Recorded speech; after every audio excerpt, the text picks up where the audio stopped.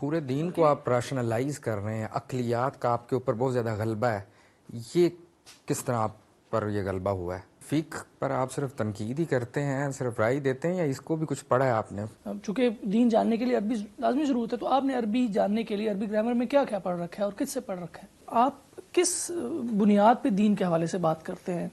آپ نہ آپ کا دینی پس منظر ہے، نہ آپ نے کہیں سے تعلیم حاصل کی، نہ آپ نے یونیورسٹی سے کوئی تعلیم حاصل کی، یعنی دینی مدرسے سے چلو آپ نے نہیں حاصل کی مان لیا، لیکن یونیورسٹی میں بھی آپ کی تعلیم فلسفے کی ہے، تو اس کے بعد آ کے آپ کا جو حلیہ ہے وہ بھی ہمارے علماء والا نہیں ہے، دین کی اوپر چلنے والا نہیں ہے، ٹوپی آپ نہیں پہنتے، داڑھی آپ کی نہیں ہے، تو کیسے آپ کس بنیاد پر آپ جو ہے وہ آ کے دین کے رہنما کے طور پر ہمارے سامنے اپنی باتوں کو پیش کرتے ہیں؟ السلام علیکم مولوی صاحب، کیسے ہیں؟ وعلیکم السلام، خیریت سے ہیں؟ اللہ کا شکر ہے، آپ کی عنایت۔ آپ سے پہلے بھی ایک دو ملاقاتیں ہوئیں، لیکن ان میں ایسا تھا کہ آپ گفتگو کرتے تھے اور ہم سامعین میں ہوتے تھے، مہمان بھی زیادہ تھے، تو گفتگو کا اتنا موقع جو ہے وہ نہیں مل سکا۔ تو آج ہم نے یہ کوشش کی، وقت لیا آپ سے کہ ہمارے ذہنوں میں جو آپ کے بارے میں شکوک و شبہات ہیں، جو اشکالات ہیں، ان کو جو ہے وہ آپ سے ڈسکس کیا جائے، آپ سے ان کے بارے میں گفتگو کی جائے۔ تو اگر آپ اجازت دیں تو ہم اس کو ریکارڈ بھی کرنا چاہیں گے۔ ضرور، مجھے کوئی اعتراض نہیں۔ سب سے پہلا کویسچن جو ہے وہ یہ ہے کہ آپ کس بنیاد پہ دین کے حوالے سے بات کرتے ہیں؟ آپ نہ آپ کا دینی پس منظر ہے، نہ آپ نے کہیں سے تعلیم حاصل کی، نہ آپ نے یونیورسٹی سے کوئی تعلیم حاصل کی، یعنی دینی مدرسے سے چلو آپ نے نہیں حاصل کی مان لیا، لیکن یونیورسٹی میں بھی آپ کی تعلیم فلسفے کی ہے، تو اس کے بعد آ کے آپ کا جو حلیہ ہے وہ بھی ہمارے علماء والا نہیں ہے، دین کی اوپر چلنے والا نہیں ہے، ٹوپی آپ نہیں پہنتے، داڑھی آپ کی نہیں ہے، تو کیسے آپ کس بنیاد پر آپ جو ہے وہ آ کے دین کے رہنما کے طور پر ہمارے سامنے اپنی باتوں کو پیش کرتے ہیں؟ میں نے تو ان سے کوئی بھی دعویٰ کبھی نہیں کیا، نہ کبھی رہنمائی کا دعویٰ کیا ہے، نہ کبھی پیشوائی کا دعویٰ کیا ہے۔ میں ایک طالب علم ہوں، اور ایک طالب علم کے لیے جو ضروری استعداد ہوتی ہے وہ میں نے ممکن حد تک وہاں پہنچانے کی کوشش کی ہے۔ میں نے اپنی کتاب مقامات میں بڑی تفصیل کے ساتھ یہ بتایا ہے کہ میرا تعلیمی پس منظر کیا ہے۔ اس کی تفصیلات اگر آپ کے علم میں ہیں تو میں نہیں دہراتا، نہیں آپ مختصراً اگر دہرا سکیں۔ لیکن اگر نہیں ہے تو میں مختصر طریقے سے یہ بتا دیتا ہوں کہ میرے والد کی یہ خواہش تھی کہ میں اسلامی علوم اور السنہ شرقیہ سے اپنی تعلیم کی ابتدا کروں۔ وہ ایک لحاظ سے مجھے مدرسے ہی میں بھیجنا چاہتے تھے، لیکن میری والدہ اس کے لیے راضی نہیں ہوئی، تو مجھے اسکول میں داخل کرا دیا گیا۔ اسکول کی تعلیم کے دوران میں بھی وہ یہ کوشش کرتے رہے کہ ایسا کوئی اہتمام ہو جائے۔ تو ہم لوگ اس زمانے میں پاک پتن سے چند کلومیٹر کے فاصلے پر ایک چھوٹے سے گاؤں میں مقیم تھے، نانگ پال کے نام سے۔ وہاں کی مسجد میں میرے والد نماز پڑھنے کے لیے جاتے تھے، مجھے بھی ساتھ لے جاتے تھے۔ مجھے اب یاد پڑتا ہے، اس لیے کہ اس وقت میں ان چیزوں سے واقف نہیں تھا، کہ غالباً کوئی دیوبندی عالم تھے، مولوی نور احمد صاحب، جو اس مسجد میں امام بھی تھے، جمعہ کا خطبہ بھی دیتے تھے۔ انہوں نے ان سے بات کی تو انہوں نے کہا کہ اس میں کیا تردد ہے، یہ اسکول کے بعد میرے پاس آ جایا کرے تو میں اس کو ان علوم کی تعلیم دے دوں گا۔ تو میری یہ خوش قسمتی تھی کہ میں ان سے دینی علوم بھی اسی طرح ساتھ ساتھ پڑھنے لگ گیا جس طرح سے میں اسکول میں باقاعدہ تعلیم پا رہا تھا۔ یہ سلسلہ کم و بیش 3-4 سال جاری رہا، اس کے بعد والد صاحب کو وہاں سے آنا پڑ گیا، لیکن میں اس میں فارسی کی ابتدائی کتابیں پڑھ چکا تھا، نحو کی ابتدائی کتابیں پڑھ چکا تھا، شرح جامی تک پہنچ گیا تھا، ادھر گلستان بوستان تک پہنچ گیا تھا۔ تو پھر ہم لوگ شہر میں آ گئے، اور شہر میں پھر میں اپنے شوق سے مختلف اہل علم سے وہ سب چیزیں پڑھتا رہا جو آپ درس نظامی میں پڑھتے ہیں، یہاں تک کہ دورہ حدیث کے قریب تک جو ساری چیزیں پڑھی جاتی ہیں ان کو میں پائے تکمیل تک پہنچا چکا تھا جب میں نے 9ویں جماعت کا امتحان دیا ہے۔ پھر میں لاہور آ گیا 10ویں جماعت کا امتحان دینے کے بعد، اور یہاں آ کے پھر یہ تحصیل علم کا سلسلہ جاری رہا۔ ڈاکٹر صوفی ضیاء الحق صاحب کا میں نے ذکر بھی کیا ہے، وہ عربی زبان کے بڑے اساتذہ میں سے تھے۔ یہ وہی خانوادہ ہے جو آپ کے ہاں فیض الحسن سہارنپوری کا ایک ادبی خانوادہ سمجھا جاتا ہے۔ ان کے والد تھے جو ان کے براہ راست شاگرد تھے، پھر اسی خانوادے میں انہوں نے تعلیم پائی، تو ان سے میں نے ادب کی کچھ چیزیں پڑھی، خاص طور پر مقامات ہمدانی۔ مولانا عطا اللہ حنیف صاحب نے عنایت فرمائی اور دارمی کا کچھ حصہ پڑھا دیا۔ تو اس طریقے سے مختلف اہل علم سے میں تعلیم پاتا رہا، یہاں تک کہ پھر مولانا سید ابواللہ صاحب مودودی کے پاس چلا گیا۔ بہت عرصہ میں نے کئی برس بالکل ان کے گھر کے ساتھ رہتا رہا ہوں، صبح و شام ان سے استفادہ کیا ہے، یہاں تک کہ 1973 میں پھر مولانا امین حسن اصلاحی سے میری ملاقات ہوئی، اور پھر 25 سال کم و بیش میں نے ان سے دین کے علوم کی تحصیل کی ہے۔ جن چیزوں کو وہ جانتے تھے، جن کو سمجھتے تھے، جن علوم سے وہ واقف تھے، نہ صرف یہ کہ انہوں نے بہت سی چیزیں خود پڑھائیں، بلکہ اپنی نگرانی میں یہ چاہا کہ ہم ان کی تحصیل کریں، اس کے بارے میں سوالات کیے، ان کے بارے میں پوچھا، ان کے بارے میں اگر کوئی غلطی تھی تو تنبیہ کی۔ ایک لمبا عرصہ میں نے ان کی صحبت میں گزارا ہے۔ اس طریقے سے تعلیم پانے کا جو نظام رہا ہے یہ اس سے پہلے بھی رہا ہے، یعنی یہ مدارس تو قریب کے دور کی ایجاد ہے۔ پہلے آپ اگر اپنی تاریخ میں پڑھیں تو لوگ اسی طریقے سے مختلف اہل علم سے علوم سیکھتے تھے۔ جدید تعلیم میری اس میں کوئی شک نہیں ہے کہ وہ فلسفے اور انگریزی ادب میں ہوئی ہے، اور میں نے مولانا امین حسن اصلاحی سے قرآن پڑھنے کے لیے، جیسے کہ وہ قرآن کو سمجھتے ہیں، یہ فیصلہ کیا تھا کہ میں اب آگے مزید تعلیم میں نہیں جاؤں گا۔ چنانچہ 5 سال تک گورنمنٹ کالج میں پڑھنے کے بعد پھر میں نے تعلیم کا سلسلہ منقطع کیا اور انہی کے دروازے پر جا کر بیٹھ گیا، اور میں نے آپ سے عرض کیا کم و بیش 25 سال تک پھر میں نے دینی علوم ان سے سیکھے ہیں۔ وہ جس درجے کے عالم تھے آپ بھی جانتے ہیں، اور جو ان کا کام ہے اس سے بھی آپ واقف ہیں۔ بس یہ ایک طالب علمانہ جدوجہد ہے، میں نے اس سے آگے کبھی کوئی دعویٰ بھی نہیں کیا ہے۔ چونکہ دین جاننے کے لیے عربی لازمی ضرورت ہے، تو آپ نے عربی جاننے کے لیے عربی گرامر میں کیا کیا پڑھ رکھا ہے اور کس سے پڑھ رکھا ہے؟ دیکھیے، آپ یہ جانتے ہیں کہ عربی زبان کی نحو کی سب سے بڑی کتاب سیبویہی کتاب ہے۔ مبرد نے اس کے بارے میں ایک مرتبہ یہ کہا تھا کہ اگر کسی کو سمندر میں غوطے لگانے ہوں تو وہ اس کتاب میں سرگرداں ہو جائے۔ میں برسوں اس میں سرگرداں رہا۔ زمخشری کی مفصل میں نے کئی مرتبہ پڑھائی ہے، صرف پڑھی ہی نہیں ہے، کئی مرتبہ پڑھائی ہے، طالب علموں کو پڑھائی ہے، وہ لوگ ابھی موجود ہیں جن کو میں نے پڑھائی ہے۔ شرح ابن عقیل 2 مرتبہ طالب علموں کو پڑھائی ہے۔ اسی طریقے سے مغنی اللبیب میری پسندیدہ کتابوں میں سے رہی ہے، اور آپ جانتے ہیں کہ صاحب مغنی اللبیب کا کیا مقام ہے، ابن خلدون نے اپنے مقدمے میں ان کے اوپر کیا تبصرہ کیا ہے، اور کس طریقے سے ایک مجتہدانہ بصیرت ان کو اس زبان کے قواعد میں حاصل رہی ہے۔ کتاب کے دونوں حصوں پر میں نے برسوں کام کیا ہے۔ اب بھی میرے پاس جو اس کے نسخے ہیں، ان کے نوٹس اگر آپ دیکھیں تو آپ کو اندازہ ہو سکتا ہے کہ میں نے کس دقت نظر کے ساتھ اس کو پڑھا ہے۔ اس طرح بہت سی دوسری چیزیں جو فارسی زبان میں لکھی گئی ہیں وہ میری نظر سے گزری ہیں، ان پر میں نے کچھ کام بھی کیا ہے، اور برسوں یہ نحو کا علم پڑھایا بھی۔ نہیں تو یہ آپ نے کہاں پڑھا ہے؟ اپنے ادارے میں یا کہاں؟ یہ ضروری نہیں ہے کہ آپ کسی کے پاس جا کے پڑھیں۔ جب میری استعداد پیدا ہو گئی تو ظاہر ہے کہ پھر آپ خود کتابیں پڑھتے ہیں، خود دیکھتے ہیں، ان کے شروع کو دیکھتے ہیں، اور اگر کہیں کوئی مشکل پیش آ جاتی ہے تو کسی صاحب علم سے مشورہ بھی کر لیتے ہیں۔ میں نے یہ چیزیں اس وقت پڑھی ہیں جب عربی زبان کو اور عربی زبان کی چیزوں کو پڑھنے کی میری استعداد اللہ کی عنایت سے پیدا ہو چکی ہوئی تھی۔ آپ نے فقہ میں کیا پڑھ رکھا ہے؟ دین کے حوالے سے دین حدیث کی میں جو کیا آپ پڑھ رکھا تعبیر ہے؟ پیش کر رہے ہیں اس میں کیا پڑھا ہے آپ نے، یہ کہاں سے تعبیر لی ہے؟ دیکھیے، تعبیر دین پر اگر آپ کا سوال ہے تو آپ ایجاز سے اگر بات کریں تو بنیادی طور پر 4 ہی کتابیں آپ کہہ سکتے ہیں کہ اس معاملے میں بنیادی اہمیت کی حامل ہیں۔ اصول میں شاطبی کی موافقات کو یہ حیثیت حاصل ہے، یعنی وہ آپ کو دین کی ایک خاص تعبیر کی طرف لے جاتی ہے۔ میری پسندیدہ کتابوں سے رہی ہے۔ میں نے جب پہلی مرتبہ زندگی میں اعتکاف کیا تھا تو اس اعتکاف کو اسی کتاب کی نظر کر دیا تھا، اور اب بھی میرے پاس جو اس کا نسخہ موجود ہے، آپ دیکھ سکتے ہیں کہ میں نے کس طریقے سے اس کتاب کو پڑھا ہے اور اس کو سمجھنے کی کوشش کی ہے۔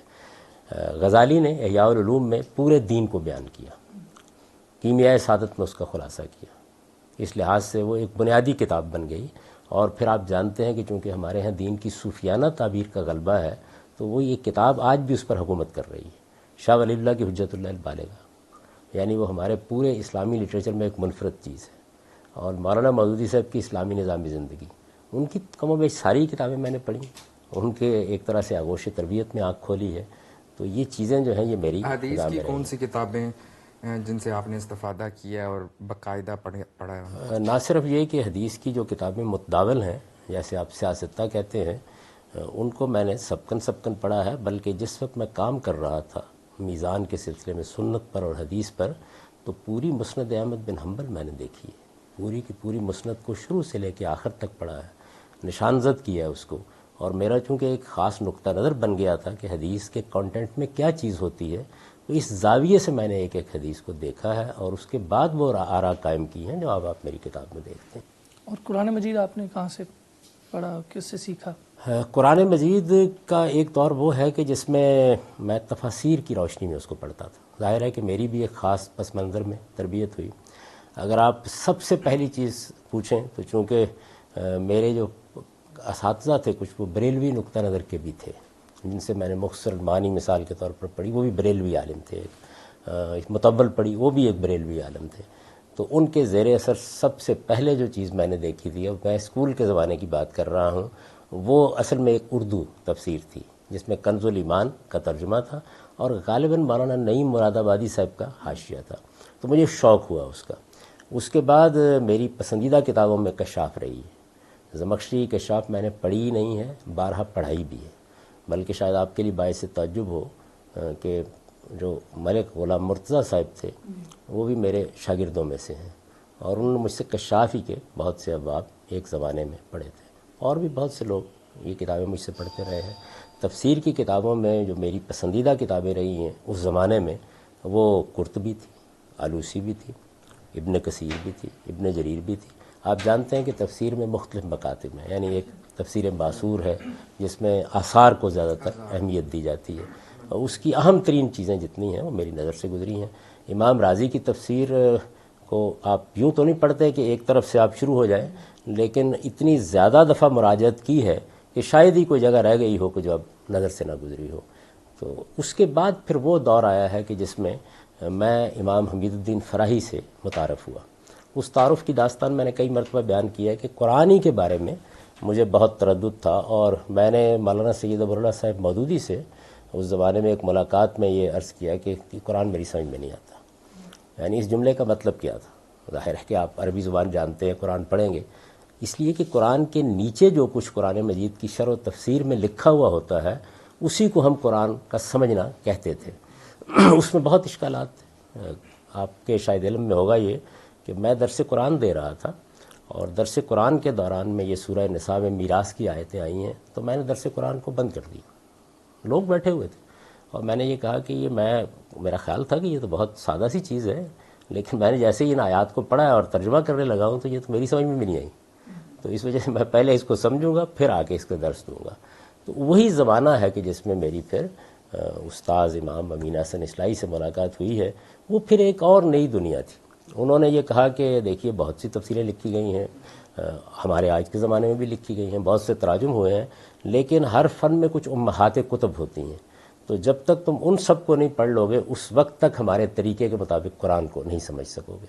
وہ ایک پوری دنیا میں کو 50-60 کتابوں کی انہوں نے فہرست بنا دی، اور اس کے بعد وہ سوالات کرتے تھے کہ کیا پڑھا ہے، کیسے پڑھا ہے، کیا سمجھا ہے، کیا خلاصہ ہے. اور اس طریقے سے کوئی 8-10 سال کا زمانہ ہے جس میں میں نے ایک لحاظ سے ان کے زیر نگرانی پھر تفسیر سے متعلق ساری امہات کتب پر ایک نظر ڈالی ہے. مجھے جساس کی احکام القرآن بہت پسند رہی ہے، اگرچہ وہ خاص آیات کی شرح و وضاحت ہے. ابن العربی کی احکام القرآن بھی بہت پسند رہی ہے.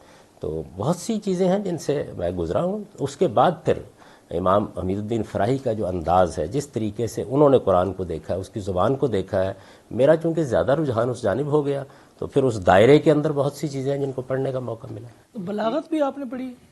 بلاغت کے بارے میں نے ابھی آپ سے عرض کیا کہ یہ جو عام کتابیں درس نظامی کی ہیں یہ تو میں نے اسکول کے زمانے ہی میں پڑھ لی تھی. اس کے بعد مجھے اس فن سے بہت دلچسپی پیدا ہوئی، کیونکہ آپ جانتے ہیں کہ جو پہلی کتاب شبلی کے اہتمام میں امام فرائی کی چھاپی گئی ہے وہ جمرۃ البلاغہ ہی ہے، اور اس میں انہوں نے بلاغت کے پورے علم پر تنقید کی ہے. اور میرا خیال یہ تھا کہ اس میں پھر جو بنیادی کتابیں جیسے سکاکی کی کتاب ہے، مفتاح العلوم ہے، اور دوسری چیزیں ہیں، ان کو بھی براہ راست دیکھنا چاہیے. ایک زمانے میں مجھ پر بہت خبت ہوتا تھا طالب علمی کے زمانے میں کہ کوئی جو بھی فن ہے اس کی کلاسیکی چیزیں ضرور پڑھنی چاہیے. تو وہ بھی اس زمانے میں میں نے پڑھی، اور پھر مجھ پر حقیقت میں قدر و قیمت بھی واضح ہوئی کہ جمہرۃ البلاغہ میں جو ایک نیا اسلوب قرآن مجید کی زبان کو سمجھنے کے لیے اختیار کیا گیا اس کی کیا اہمیت ہے. تو فقہ پر آپ صرف تنقید ہی کرتے ہیں, صرف رائے دیتے ہیں, یا اس کو بھی کچھ پڑھا ہے آپ نے؟ دیکھیے فقہ میں دو چیزیں ہوتی ہیں, ایک اصول ہے. اصول کی کتابوں میں سے میں نے آپ سے عرض کیا کہ موافقات تو میری پسندیدہ ترین کتاب رہی ہے, لیکن جن لوگوں نے موافقات کو پڑھا ہے وہ جانتے ہیں کہ خود صاحب موافقات نے ہمارے ہاں جو اصول کا پرانا منہج رہا ہے اس کے اوپر بڑی شدید تنقید کر دی ہے.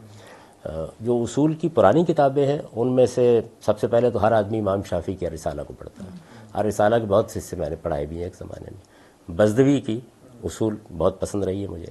اسی طرح اگر معلومات کے لحاظ سے آپ دیکھیں اور ایک طریقے سے پہلی 3 صدیوں کے اصولی کام پر تبصرے کے لحاظ سے دیکھیں تو ابن حزم کی الاحکام فی اصول الاحکام بھی بہت غیر معمولی چیز ہے, اور میں نے اس کو بہت دقت نظر کے ساتھ کوشش کی ہے کہ پڑھوں سمجھوں ان کا نقطہ نظر. وہ نقطہ نظر بہت حد تک آدمی کو اپیل بھی کرتا ہے, کیونکہ اس کے اندر ایک خاص طرح کا تنقیدی مزاج ہے جو میرا بھی مزاج رہا ہے آپ کہہ سکتے ہیں. تو میں نے اس کو بھی بہت اچھی طرح دیکھا اور اس کو سمجھ. آمدی کی الاحکام پسندیدہ کتابوں میں سے رہی ہے, اب بھی میں گاہے گاہے اس کو ضرور دیکھتا ہوں. تو اصول کی جو امہات کتب ہیں وہ یہی ہیں جن کو ہر آدمی کو دیکھنا چاہیے. فقہ کی کتابوں میں میرے خیال میں 2 کتابیں بڑی اہمیت کی حامل ہیں. یعنی عام حالات میں تو کوئی چیز دیکھنے کے لیے بدایت المجتہد بھی کفایت کر جاتی ہے, لیکن ہدایہ اور سرخسی کی مبسوط دونوں بہت غیر معمولی کتابیں ہیں. اور سرخسی کی مبسوط کا معاملہ بالکل تفسیر رازی قسم کا ہے. یعنی یہ کتابیں ایسے نہیں ہوتی کہ آپ ایک دن بیٹھ جاتے ہیں اور شروع سے آخر تک پڑھنا شروع کر دیتے ہیں. آپ بار بار جب مراجعت کرتے ہیں مختلف مسائل میں تو وہ بھی کم و بیش کوئی رہ نہیں گیا ہوگا حصہ اس کا جو نہ دیکھا گیا. ہدایہ البتہ میں نے شروع سے لے کے آخر تک پڑھی.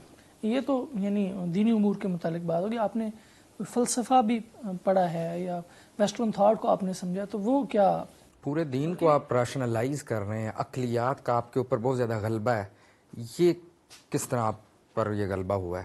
یہ سوال مجھ سے اسلام آباد میں ایک صاحب نے کیا تو میں نے کہا کہ مجھ پر لعنت ہو اگر میں دین کو ریشنلائز کر رہا ہوں.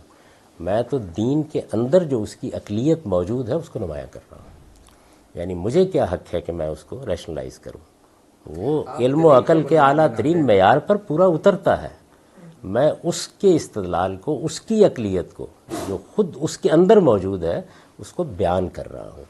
دین میں یہ میرا منصب نہیں ہے کہ میں اپنی طرف سے کوئی چیز دین کے ذمے لگا دوں. دین میں تو دین ہی کو سمجھنا ہے.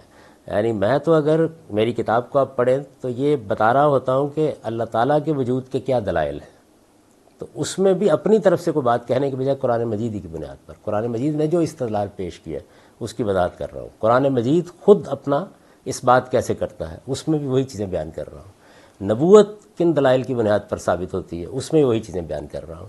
باقی جو فلسفے کے بارے میں آپ نے پوچھا تو میں شاید اس وقت جو لوگ مذہب کو بیان کر رہے ہیں ان میں واحد آدمی ہوں کہ جس نے فلسفہ باقاعدہ طریقے سے ایک طالب علم کے طور پر گورنمنٹ کالج میں 5 سال پڑھا ہے. میں فلسفے کا طالب علم رہا ہوں اور اس زمانے کے بڑے اچھے اساتذہ سے میں نے اس کو پڑھا ہے. فلسفے کی آپ جانتے ہیں کہ 3 بڑے ادوار ہیں. ایک اس کا وہ دور ہے جس میں یونان کا فلسفہ, جس میں سقراط تھے, افلاطون تھے, ارسطو تھے, اور یونان کی ایک قدیم روایت تھی. اس کے بعد بھی کچھ روایات اس کے اندر شامل ہوئی, لیکن ایک لمبے عرصے تک اسی نقطہ نظر کا غلبہ رہا ہے. اس کے بعد مغربی فلسفے کی وہ روایت ہے جو دیکارت سے شروع ہوئی ہے, جس میں پھر بڑے بڑے لوگ پیدا ہوئے ہیں. کانٹ بھی ہے, ہیگل بھی ہے, اور بھی بہت سے لوگ ہیں, ان کے افکار خیالات ہیں. پھر وہ تیسرا دور اب ہے جس کو ہم پوسٹ ماڈرنزم کا دور کہتے ہیں. اصل میں تو اس کی ابتدا نیچے سے ہو گئی تھی. تو اس میں بھی میرے دونوں طرح کے معاملات رہے ہیں. یعنی وہ چیزیں جن میں ایجاز کے ساتھ فلسفے کو بیان کیا جاتا ہے, جیسے ول ڈیورا نے بیان کیا ہے, جیسے فرینک تھیلی نے بیان کیا ہے, جیسے W.T. اسٹیس نے بیان کیا ہے. تو وہ چیزیں تو خیر آدمی طالب علمانہ ضرورتوں کے تحت پڑھتا ہی ہے, لیکن اس کے ساتھ میں نے کوشش کی کہ اس میں بھی جو بڑی بڑی کلاسیکل چیزیں ہیں, مثلا ڈائلاگ آف پلیٹو ہے, مثال کے طور پر کریٹیک آف پیور ریزن ہے, یا اس طرح کی جو چیزیں ہیں ان کو براہ راست بھی پڑھوں. اور اللہ کا احسان ہے کہ ان کو بھی میں نے اپنے طالب علمی کے زمانے میں پڑھا ہے, سمجھا ہے. اور صرف یہی نہیں ہے کہ ایک نظر ڈالی ہے ان کے اوپر, بلکہ ان کا تنقیدی مطالعہ کیا ہے. اور علی وجہ البصیرت اگر میں نے فلسفے کی کوئی چیز قبول کی ہے تو کی ہے, اور اگر رد کی ہے تو اسی طرح رد کی.